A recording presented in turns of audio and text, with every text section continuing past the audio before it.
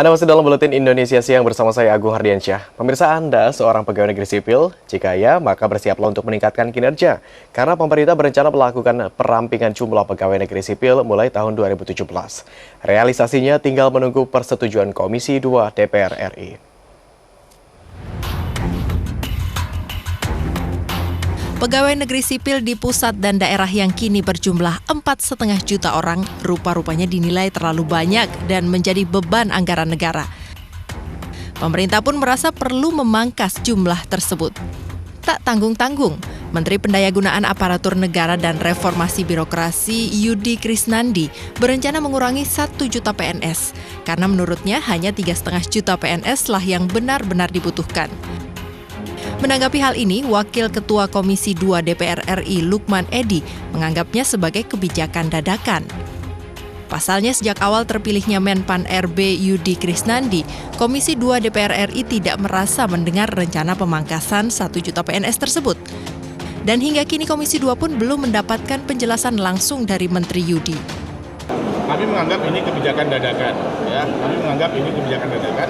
Tetapi kalau memang ini sebuah kebutuhan dari pemerintah, ya nanti silakan sampaikan kepada Komisi 2 apa alasan-alasan logisnya.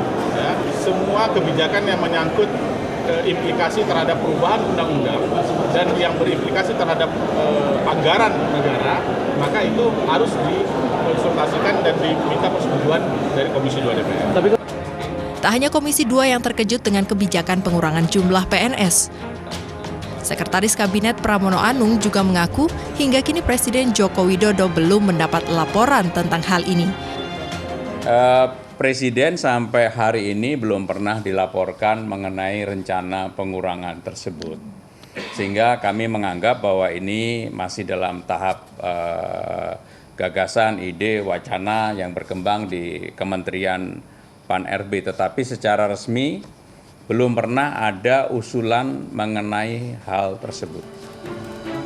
Lalu bagaimana tanggapan pegawai negeri sipil tentang rencana perampingan ini? Nanggapnya positif aja, Mbak.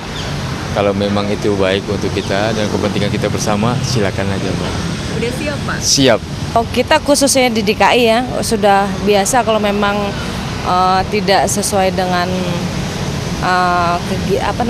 tidak sesuai dengan standar atau apa, kurang atau apa, udah biasa pengurangan dengan Bapak kan udah biasa kalau memang kita Siap, Mas. Kalau memang seperti itu ya kita hanya bisa berusaha untuk menunjukkan kinerja terbaik agar nantinya tidak terjadi pengurangan seperti itu. Iya, jika kebijakan rasionalisasi PNS jadi dilakukan mulai tahun depan, itu artinya PNS yang masih mau bertahan harus bekerja ekstra keras menunjukkan kinerjanya. Tim Liputan MNC Media, Jakarta.